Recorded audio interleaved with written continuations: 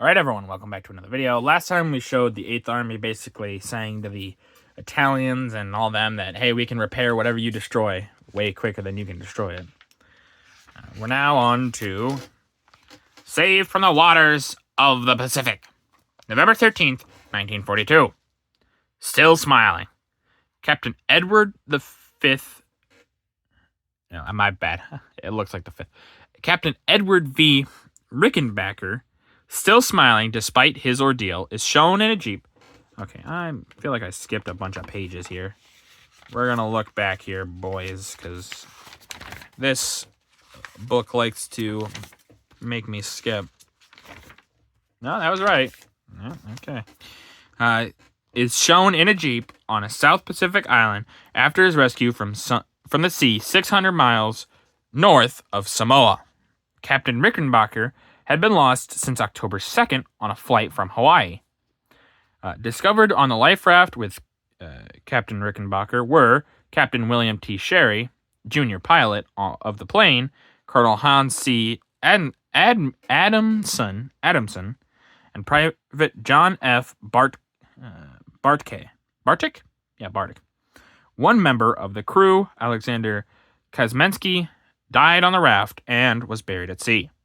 3 other members of the party were found on a small island and returned safely to America. You know, lucky them that they survived. I believe I remember this story. Something about the... some people believe that they ate the guy that died. I don't know if that's true, but it's possible.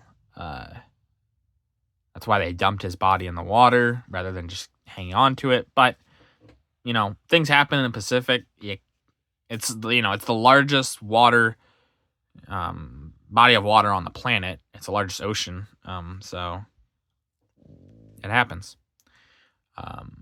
But either way, it's good that these boys were able to be brought back. I'm sure that's a story that they talked about their entire life. Or didn't, because it traumatized them. Who knows? Periscope view of a Japanese ship. November 1942. Bound for Davy Jones' locker. Plunging bow first to the bottom of the Pacific, a medium-sized Japanese cargo ship is seen through the periscope of the submarine USS Wahoo.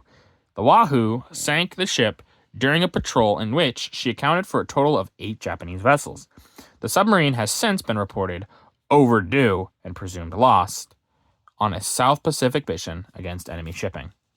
So, yeah, like I've said in the past, these books were printed during the war. So, it is very possible that this submarine did go down. It happens. It's unfortunate, but it's interesting. We don't usually get the periscope views from submarines, like pictures of it, because it's just not something that some people would take a picture of. But it's nice that we got this picture, because I mean, it's something you don't really see. A ship like sinking, like mid-sink. So this is a interesting photo. 8th Army pursues the Desert Fox to Benghazi. November 13th to 20th, 1942. Libyan push goes on. On November 13th, South African troops under General PNR occupied Tobruk and freed hundreds of native soldiers who had been in German hands there for 5 months. Thus was avenged the loss of the 2nd African Division at Tobruk in Rommel's offensive in the previous summer. By the next day, the 8th Army had advanced to Timimi, 60 miles beyond Tobruk, where the retreating enemy, heavily bombed and strafed by the Allied air forces, was unable to put up any delaying rearguard action. On November 15th, the finest airfield in the Western Desert fell into British hands by the capture of Maturba. During the next few days, operations were slowed down by bad weather. Nevertheless, General Montgomery's forces made progress in the north and south of Benghazi. One of the RAF's heaviest attacks in the Western Desert was made on the docks at Benghazi. before its occupation by British and Dominion troops on November 20th. During the attack, 7 Ju-52s were shot down and many destroyed on the ground, while 2 ships were left burning. The pictures show, top left, right here, a British Bren gun carrier negotiating enemy barbed wire. So you can see there, it's just pushing on through. It's like, well, screw the barbed wire. I can just drive right through. Top right, a German tank crew surrendering to a British infantryman. Let's see, they got their hands up. And I'd say an infantryman, but there's 2 here, obviously.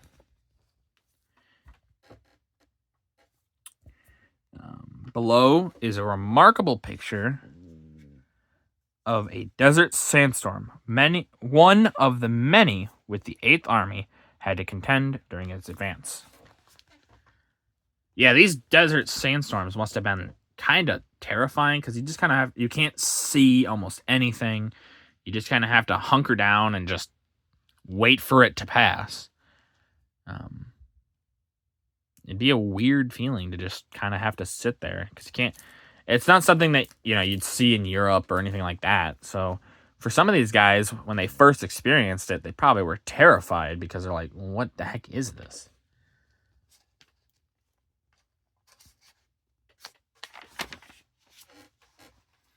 Route of the British drive from Benghazi to Tripolina, November 1942 to February 1943. Battle for Elalia. After the recapture of Benghazi on November 20th, the 8th Army continued to pursue the Axis forces relentlessly towards Elalia. Bad weather made the going very hard, and loosened sand after heavy rains seriously hindered the progress of British tanks and supply vehicles. These unfavorable conditions also restricted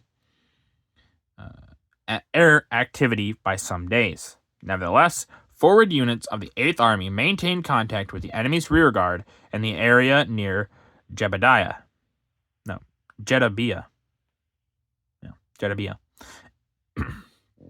And this place was occupied by British troops on November 23rd. Air operations were resumed on November 26th when a strong bomber force attacked the Axis landing ground of Marble Arch and started large fires among hangars and dispersed aircraft. During the lull of the inland fighting, General Montgomery concentrated his troops near Elalia, where Rommel was expected to make his last stand before Tripoli. On December 13th, the 8th Army attacked in strength and occupied Rommel's main defense at Mersabrega, east of Elalia. Although East Elalia itself offered very good natural defenses, the Afrika Korps began its retreat westward again, even before the 8th Army delivered the main attack. The map shows the retreat westward shows details of the British advance from El Alamein to Elalia, which was taken on December 13th, and subsequent victorious drive to Tripoli. So here we see El Alamein. It starts here, and we can see the lines that the British took up here by November 6th, and then they split and drive on different locations. So we have the southern drive here, and this goes all the way and meets back up here at Marble Arch on December 19th, after it takes Jerubub, Ogla, and it's outflanking Rommel here. But then we have the Northern Army, and it keeps going, and it keeps going. Sidi Barani, Saloum, Bardia, as we talked about earlier. There's Tobruk, but right before Tobruk, November 12th, it splits again to get around Rommel right here at the Jebel Akhdar, and meets back up here at Elalia. But we had they went around, obviously, to capture a lot of the ports. So Gazala, Bomba, Derna, Apollina, Tormenta, those places. And, yeah, going around. Let me back up here by December 19th. All the armies have met back up. And they keep going. And then January 2nd, they split again. And there's a even further southern action coming from, I don't even know where. These are French forces. Oh, okay. But, yeah, we see the British split up to get to Tripoli. So they can take Sedan. That, yeah. And then the French force meets up here at what I would assume is El Aziza, but that's to meet up at Tripoli to attack Rommel. And then we see the rest of the drive, pushing them even further back. And here's the Mareth line. This is where this map stops. It's really interesting to see the drive. It's nice to see this stuff on paper, because a lot of the time you don't get to see the drive. In American schools they don't show it as well as I think they should. And it's important to see this stuff, because you see really how long it took and the actions they took to get either around Rommel or catch up to him. It's very important stuff. And then on the bottom here, it shows the difficulty of the terrain that it spoke about, just like with the weather, how much it hindered them. You can see here, we have I'm assuming, supply truck stuck in the sand. It's just completely stuck in that sand, and they're trying to figure out ways that they can get it to get freed so they can move it again. And here we can see, which is something a lot of us maybe never have seen, is North Africa drenched, bogged down. You can see these tanks are trying so hard to get through. And like the trucks, they've like completely stopped. And I think the tank is probably, it's still going, but it's struggle bussing. That's for sure. But that's going to do it for this video. If you guys liked the video, leave a like.